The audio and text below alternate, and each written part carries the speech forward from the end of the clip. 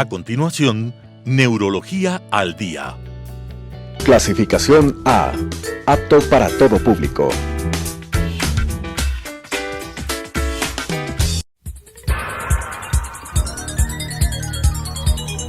Las opiniones vertidas en este espacio por la producción y dirección del programa son de exclusiva responsabilidad de sus autores y de quienes intervienen en ellos. Telesucesos Canal 29 UHF presenta Neurología al Día, un programa que trata de afecciones del sistema nervioso con la conducción del doctor Ramiro Montenegro López. Neurología al Día.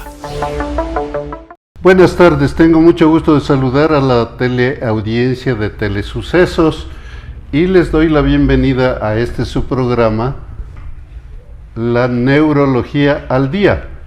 Y hoy tengo el placer, el gusto de presentar a una colega, a una médico neuróloga joven de la nueva generación, con gran formación académica. Es la doctora Verónica Montilla, neuróloga, que también trabaja en el Hospital Metropolitano de Quito y con quien vamos a conversar sobre un tema importante. Pero antes de entrar en el tema que nos ocupará hoy, quiero presentarles a la doctora Verónica Montilla. ¿Quién es la doctora Verónica Montilla, por favor? Antes que nada, gracias por la invitación, doctor. Bueno, mi nombre es Verónica Montilla, como bien lo dijo el doctor. Soy neurólogo egresada de la Universidad de los Andes de Venezuela, con especialización en Parkinson y otros trastornos del movimiento por la Universidad de Buenos Aires, Argentina, y también un posgrado en estimulación cerebral profunda en Parkinson y otros trastornos del movimiento, también por la Universidad de Buenos Aires, Argentina. Y este es precisamente el tema que vamos a revisar el día de hoy, porque conforme pasa el tiempo, y puesto que la población llega a edades superiores a las que llegaba antes, las enfermedades neurodegenerativas se van haciendo mucho más frecuentes. La prevalencia del Parkinson, por ejemplo, se ha incrementado notablemente en los últimos tiempos. Y ese es el tema que vamos a conversar ahora con usted, doctora. La enfermedad de Parkinson o los síndromes parkinsonianos, porque hay que hacer una diferencia siempre en lo que es la clásica enfermedad de Parkinson y los síndromes parkinsonianos o parkinsónicos, que para el grueso de la población viene a ser lo mismo, pero hay una diferencia. Por favor, ¿nos podría orientar en ese sentido? Claro que sí. Antes que nada, quiero recordarles que en abril fue el mes del Parkinson, así que estamos bien, todavía estamos a tiempo de hablar un poquito de esto. Y bueno, para empezar, el Parkinson. El Parkinson es una enfermedad neurodegenerativa, ya pasó a ser la segunda enfermedad neurodegenerativa más frecuente en la población, que consiste en que un grupo de neuronas del cerebro que se ubican en una zona específica del cerebro que se llama sustancia nigra, se degenera, se deteriora y dejan de producir una sustancia química que se llama dopamina, que es muy imprescindible para nosotros realizar cualquier movimiento del día a día, desde el parpadeo hasta tomar café y caminar. El clásico o los clásicos signos de Parkinson vienen representados por una triada, que es rigidez, bradicinesia o lentitud motora, o lentitud para la realización de los movimientos o la terminación de los movimientos, y también el temblor, el famoso temblor, que es muy específico y muy característico en el Parkinson, porque quiero acotarle esto, doctor, no todo temblor es Parkinson. Muchas veces llegan los pacientes al consultorio presentando un temblor, temiendo que sea un Parkinson, y les cuento que no suele ser el temblor más frecuente de la población. El temblor del Parkinson se caracteriza por ser asimétrico, de reposo, empezar en una extremidad que puede ser la mano o el pie y posteriormente va abarcando otras áreas del cuerpo. También puede haber un temblor en la barbilla, en la cabeza, en la voz, pero característicamente comienza por una extremidad, suele ser asimétrico, eso lo caracteriza. Y nosotros podemos palparlo o observarlo cuando ponemos al paciente a hacer ciertas posturas en el examen clínico. Así es, y esto resulta sumamente importante, poder pensar que cuando una persona inicia la presentación de temblor, Generalmente dicen, a lo mejor será enfermedad de Parkinson. Correcto. Pero hay necesidad de tener en cuenta estas características. Y la principal es que este temblor, cuando se trata de enfermedad de Parkinson que se está iniciando, es un temblor, como usted lo ha mencionado, de reposo. El paciente está como yo, con los brazos en reposo, y ahí es cuando comienza el temblor. Así es. En contraposición con otros tipos de temblor, especialmente el temblor esencial, Sí. que es más bien un temblor de acción, que puede ser tanto cuando el paciente mantiene una postura o cuando realiza un movimiento. Así es. A esto llamamos un temblor postural o un temblor intencional.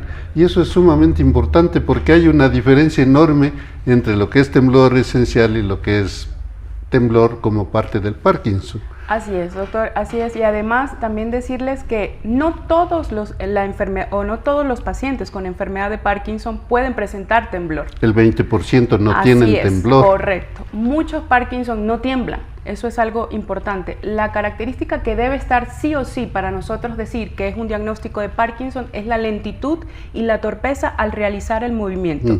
Y que mientras más va avanzando, más se va enlenteciendo mucho más. Eso es importante. Así es. Y si bien es cierto esa triada de síntomas, signos, es importante el temblor, la rigidez, la bradipsiquia, pero también hay una serie de otros síntomas que orientan hacia el diagnóstico de Parkinson. Muy importante ese punto, quiero decir. Es importantísimo Sí. que la gente Sí. conozca. Así es, doctor.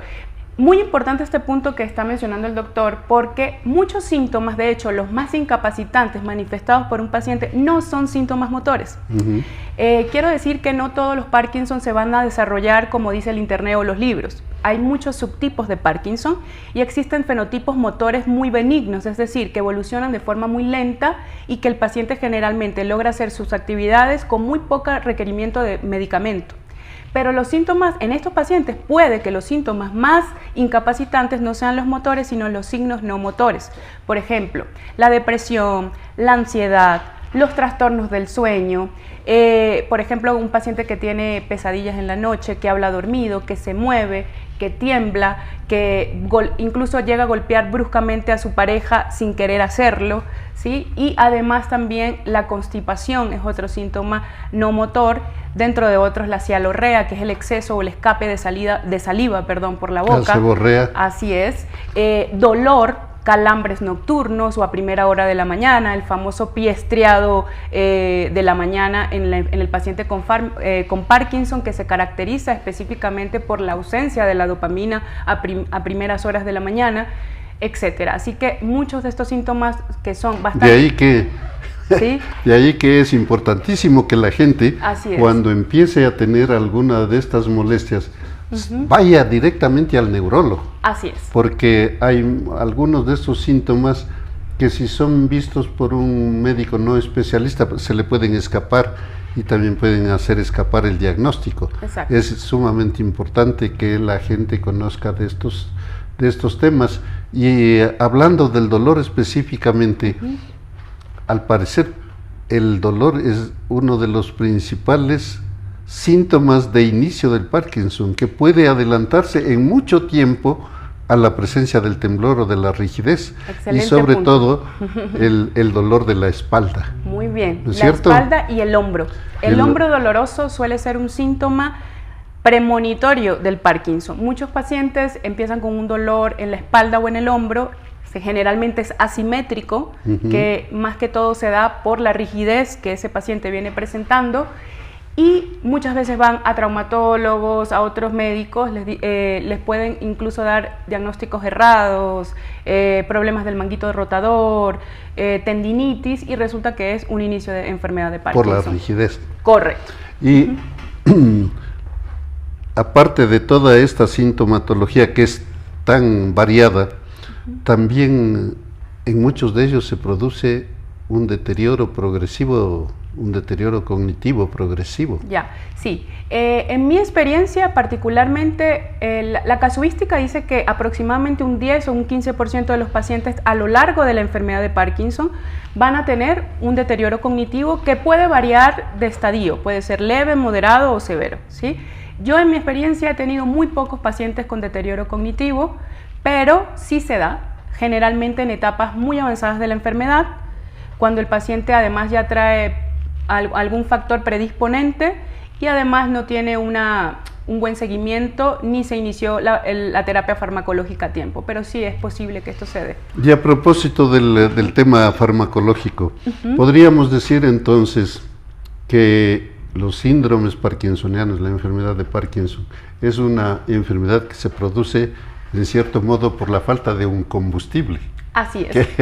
Qué buena analogía, porque yo le digo a mis pacientes, ¿cómo te sientes ya que te falta la gasolina a mitad de camino? Exacto. Es una excelente analogía. Sí, ellos necesitan su combustible en este caso sería la dopamina, que si bien el paciente con Parkinson, quiero aclarar esto, no es que deja de producir al 100% la dopamina, sino que deja de producir la cantidad que necesitamos día a día, ¿correcto?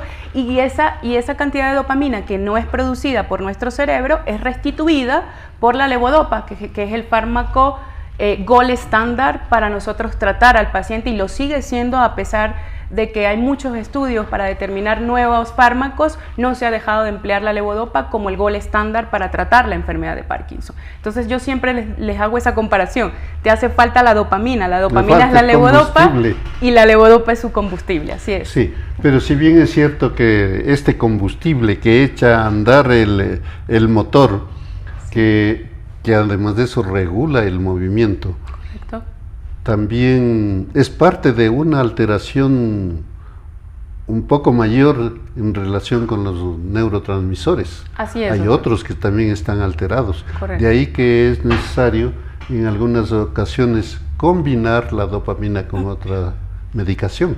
Correcto. La dopamina, yo le llamo a la dopamina el neurotransmisor jefe.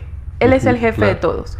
El comandante. Correcto, el comandante. Él va a modular una serie de otros neurotransmisores, serotonina, noradrenalina, etcétera, que juegan un papel importante en otras funciones, por ejemplo, dormir, comer, los estados de alerta, de regulación del sueño, etcétera. Entonces, nosotros a estos pacientes, por eso es que se dan los famosos síntomas no motores, dentro de estos, el insomnio, la ansiedad, la depresión, entre otros. Sí. Nosotros tenemos que dar medicamentos para restituir u organizar esa función que no está cumpliendo la dopamina, porque está fallando en nuestro sistema nervioso central, en un paciente con Parkinson, ¿no? Así es. Entonces, muchas veces se requiere de una combinación de medicamentos, no es solamente dar al paciente un precursor de la dopamina que viene a ser la L-dopa. Correcto. Y habrá casos, y de hecho vemos diariamente en nuestras consultas, que los pacientes, a pesar de tomar esa combinación de medicamentos, no están del todo controlados. Así es. Se escapan al control que la gente espera, de que con la medicación ojalá ya no tenga ninguna molestia.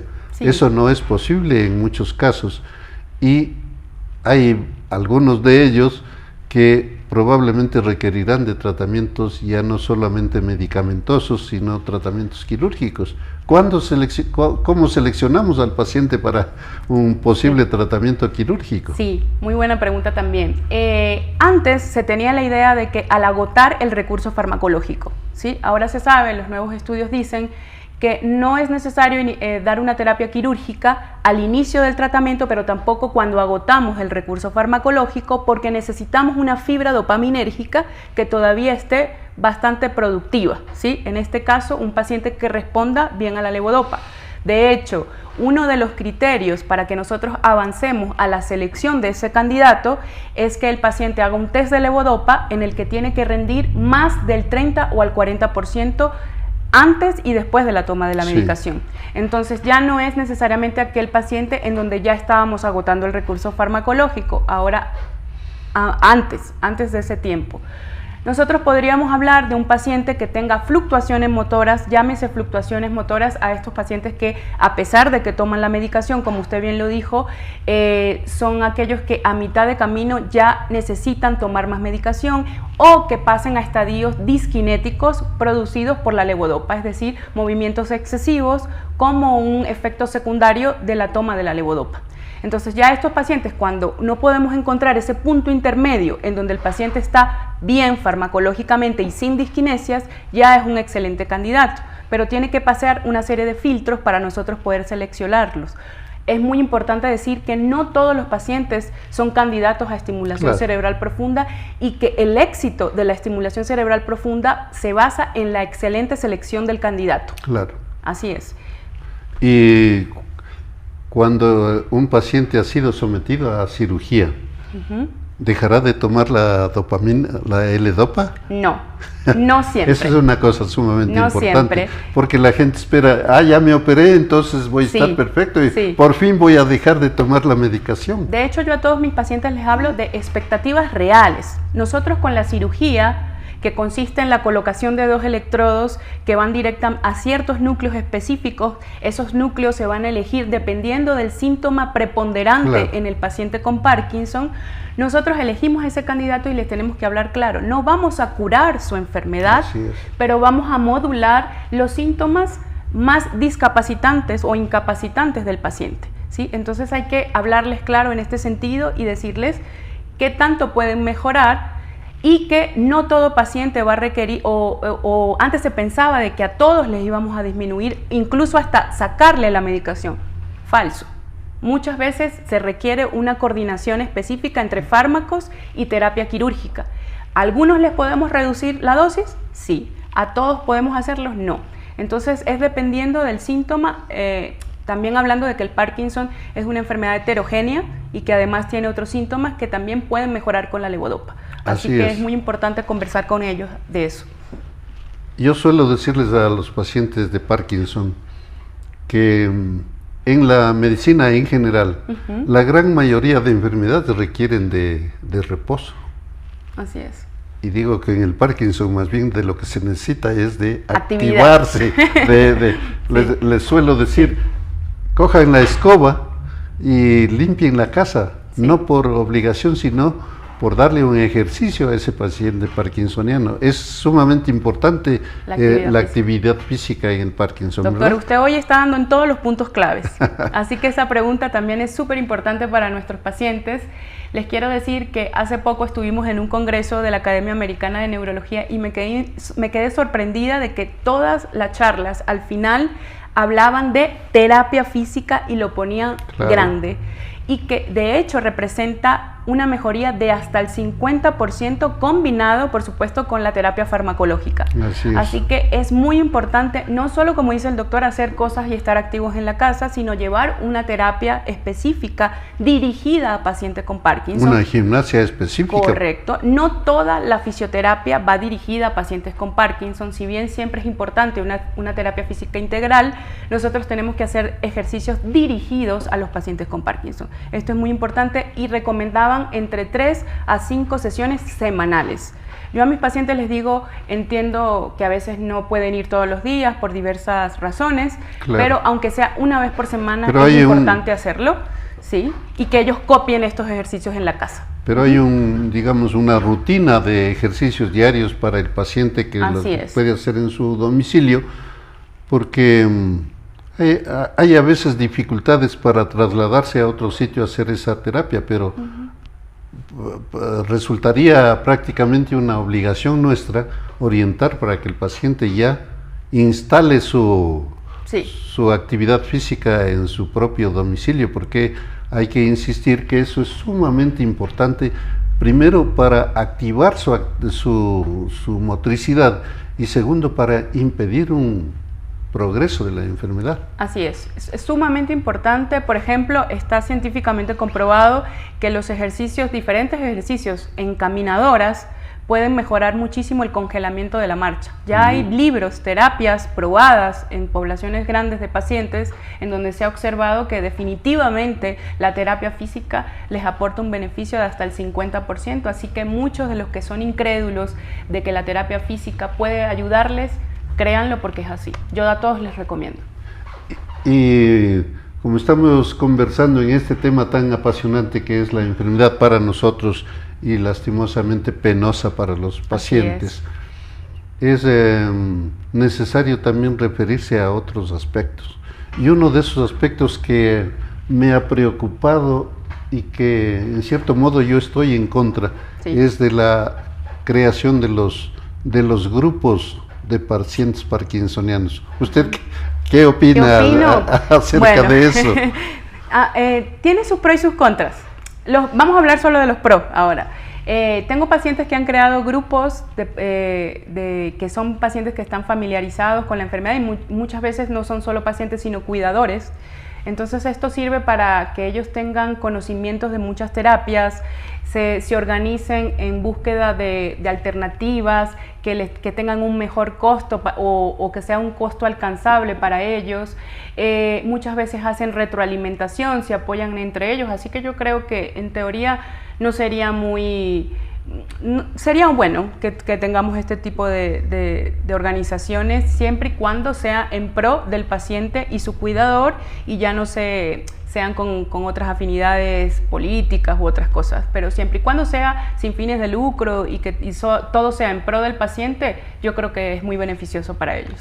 En contra de eso está el hecho de que los grupos se integran por pacientes con la enfermedad en diferentes estadios. Así es. Y entonces, eventualmente vemos también a jóvenes que tienen enfermedad de Parkinson. Sí. El Parkinson juvenil no es del todo raro como se veía antes. Claro, yo de hecho coloqué un post en mis redes sociales que hablaba de romper paradigmas. El Parkinson ya no es una enfermedad homogénea, es una enfermedad heterogénea que involucra muchas cosas, no solamente los trastornos del movimiento. Dejó de ser una enfermedad rara, ya es una enfermedad muy frecuente. De hecho, se estima en los estudios de proyección que en unos 10 años vamos a duplicar o triplicar la cantidad de pacientes con enfermedad de Parkinson, y además dejó de ser una enfermedad solamente destinada a pacientes mayores de 60 años, como se creía antes. Ahora sabemos que existe el Parkinson juvenil, incluso el Parkinson infantil. Hemos tenido casos de pacientes de 10 años, 12 años de edad que tienen Parkinson. Entonces es muy importante romper los paradigmas y saber que esta enfermedad ya es una lotería, le puede tocar a cualquiera, y estar pendiente sobre todos los síntomas para empezar a tratarlo a tiempo. Sí, y justamente mencionaba eso porque si los grupos están integrados por personas que están en diferente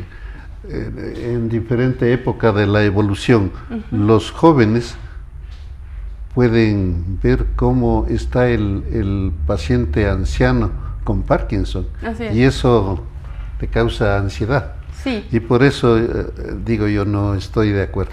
Pero en definitiva sí se lo puede realizar si es que hay beneficios para el gran grupo. Así es. Muchas gracias, doctora. Me siento placer. muy contento de que haya participado en este programa y esperamos tenerla en los próximos también.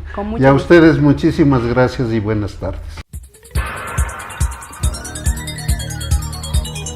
Las opiniones vertidas en este espacio por la producción y dirección del programa son de exclusiva responsabilidad de sus autores y de quienes intervienen en ellos.